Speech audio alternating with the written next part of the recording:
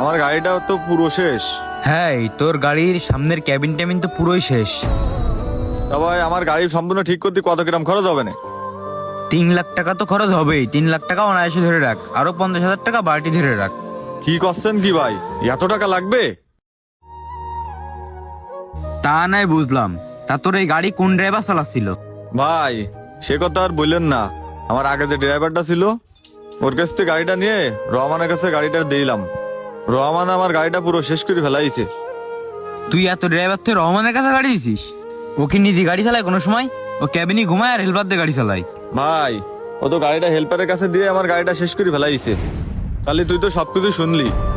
আমার গাড়িটায় এখন পুরো 4-5 লাখ টাকায় ডিমারেজ।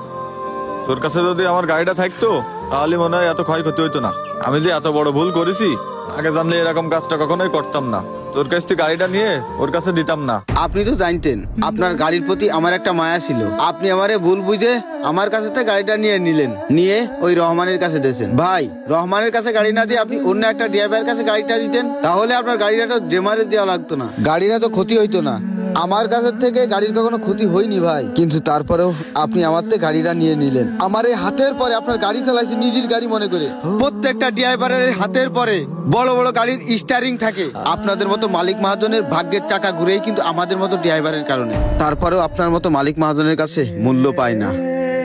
এত কষ্ট করে ড্রাইভাররা, এত পরিশ্রম করে নির্ঘুম রাত কাটিয়ে দিনের পর দিন পরিবার ছেড়ে রাস্তায় রাস্তায় কাটে দিন, তারপরেও কিন্তু আপনাদের মতো মালিক মহাজনের কাছে আমাদের মতো ড্রাইভাররা অবহেলিত। ড্রাইভারদেরকে মানুষই মনে করেন না, সুযোগ পেলেই খারাপ ব্যবহার করেন। ভাই এমনটা কোনো ড্রাইভারের সাথে করবেন না। আর আপনার গাড়ি চালাতে বলতেছেন, আপনার গাড়ি আমি চালাবো না।